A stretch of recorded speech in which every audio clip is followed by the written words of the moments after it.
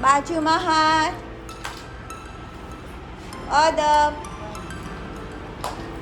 કેમ છો? જય શ્રી કૃષ્ણ. જય અંબે. ચલો મેં તમને બધાના સ્લેટમાં કપડાં દોરી આલ્યા છે.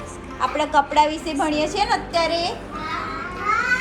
તો કોઈનો ફ્રોક, કોઈનો પેન્ટ, કોઈનો સ્કર્ટ, કોઈનો ટી શર્ટ, અલગ અલગ કપડાં દોરી આલ્યા છે ને બધા. મેં તમને ડીશમાં આકારો આપ્યા છે.